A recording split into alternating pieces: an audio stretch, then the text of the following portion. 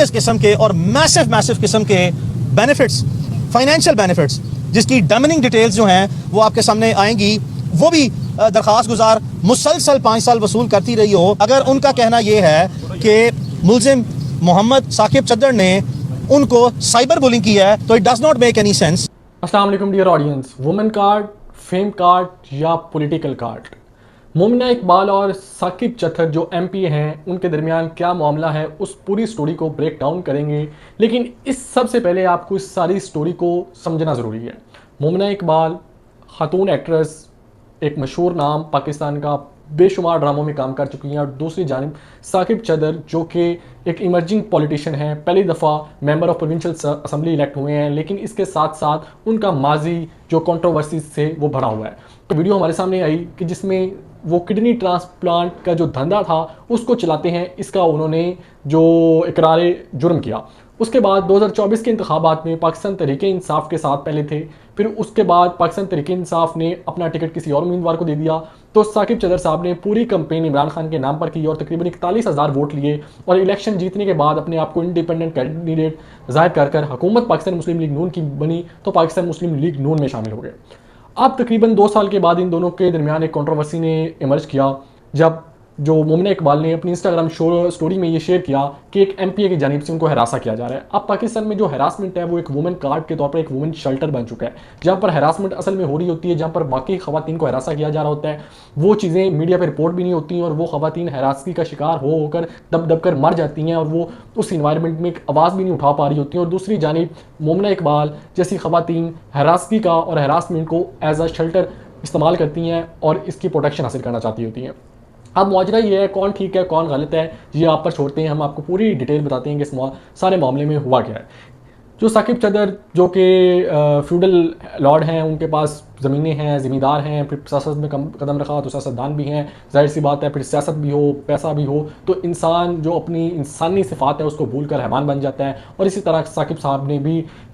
अपनी जो शोहरत और पैसे की बुनियाद पर मोमिना इकबाल जो कि खूबसूरत एक्ट्रेस थी, तो उनकी ब्यूटी को देखते हुए साकिब साहब ने उनको प्रपोजल दिया और तकरीबन दोनों आपस में 5 साल से ताल्लुक़ में रहे। अब जो साकिब साहब कहते हैं वो ये कहते हैं कि मैंने उनके वकील मियां अली इशफाक साहब भी थे, उन्होंने भी बड़े सवेर किस्म के इल्ज़ाम लगाए मोमिना पर और उन्होंने कहा कि जी 5 करोड़ रुपए के तोहफ़े दे चुके हैं, 2 नहीं 4 नहीं, इससे दुगनी अमाउंट के तोहफे साकिब दे चुका है। इसके अलावा कुछ इंटरनेशनल टूर्स के उन्होंने कहा कि हमने ये सब NCIC में जमा करवा दी हैं, इसकी रिपोर्ट्स के कैसे इंटरनेशनल टूर्स करती रहीं। अब मामला यहाँ पे खड़ा हुआ कि मोमिना की जानिब से कहा जाता है कि 1 जून को उनकी शादी होनी थी, तो उनकी शादी में रुकावट बन रहे थे साकिब जो कि मोमिना के साथ शादी करना चाहते थे, लेकिन वो कहते हैं कि पिछले 8 महीनों से इनका कोई आपस में ताल्लुक़ नहीं था। जबकि साकिब की जानिब से एक तो इल्ज़ाम लगाए गए हैं कि हम एक रिलेशन में थे और उसके बाद वो रिलेशन एंड हो गया और उसके बाद 8 महीनों के बाद अचानक से मोमिना उठ खड़ी हुई। अब मोमिना भी पागल तो नहीं है कि अचानक से उनकी शादी होने जा रही है और वो एक ऐसी चीज़ को जो उनकी लाइफ के ऊपर एक धब्बा है उसको दोबारा से एक वो रिलेशन जो सस्टेन नहीं कर पाया, जिसमें वो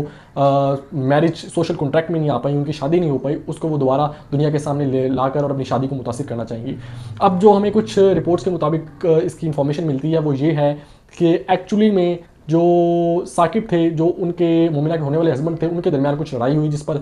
मोमिना के हस्बैंड ने साकिब के खिलाफ एक दरख्वास्त दायर की, जिसके मुकाबले में दोबारा दरख्वास्त दायर की गई साकिब की तरफ से मोमिना के हस्बैंड से। जब ये मामला बढ़ता जा रहा था तो मोमिना ने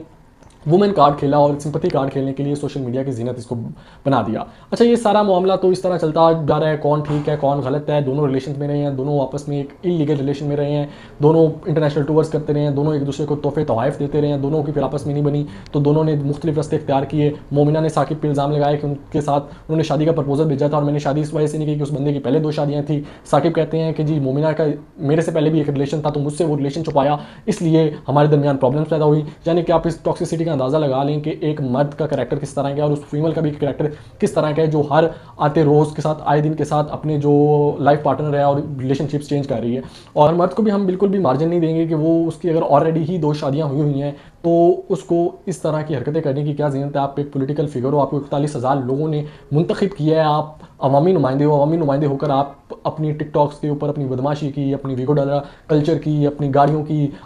जो वीडियोज़ अपलोड करके आप अपने आप को प्लेजर कर रहे हो। जब 41,000 लोगों ने आपको चिन्नौट में से मुंतखब किया, उनके लिए आपने डेवलपमेंट भी क्या काम किया, उनके लिए आपने पंजाब असम्बली में कितनी तकारीर की हैं, कितने स्कूल्स पास करवाए हैं, कितने वहाँ पे साफ़ पानी के प्रोग्राम का आगाज़ किया है, कितनी आपने वहाँ पे हेल्थ पे काम किया है, कितना आपने उधर के एजुकेशन पे काम किया, आपने क्या क्या वो आप अगर प्रोविंशियल असम्बली में जाकर बताएं। जब आप MP as a member of provincial assembly elect हो जाते हैं तो तब तो आपको ये पर्सनल लाइफ और डोमेस्टिक लाइफ से निकल कर बहुत आगे निकलना पड़ता है। तब तो आप अपने आप को आवाम के आगे खिदमत के लिए अपने आप को पेश करते हो, तब आपके ऊपर रिस्पॉन्सिबिलिटी आपके और आपके रिलेशनशिप्स की सिर्फ नहीं रह जाती, तब 41,000 लोगों की भी रिस्पॉन्सिबिलिटी आपके ऊपर पड़ती है। इस सारे मामले पे चीफ मिनिस्टर मरीम नवाज साहिबा ने बड़ा दानिशमंदाना स्टेप उठाया। उन्होंने एक पोस्ट की, उन्होंने कहा कि हम इस मामले को इन्वेस्टिगेट कर रहे हैं। एक तरफ उनके अपने MP हैं, एक तरफ वुमेन हरासमेंट का केस है जिसको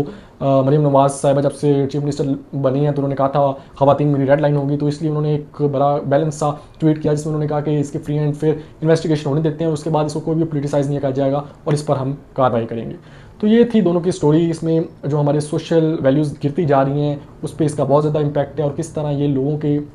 साइकोलॉजी के साथ खेलते हैं। अब कोई पिंकी की बात नहीं कर रहा, पाकिस्तान के और बहुत सारे इशूज़ हैं, मिडिल ईस्ट में जंग लगी हुई है नहीं, लेकिन साकिब चद्दर और जो मुमना इकबाल की बातें ही हुई जा रही हैं। तो ये एक अलगोरिथम है कि आपको एक न्यूज़ से डिवर्ट करके दूसरी ट्रक की बत्ती के पीछे लगाना हो तो ये स्टेप्स इस्तेमाल किए जाते हैं।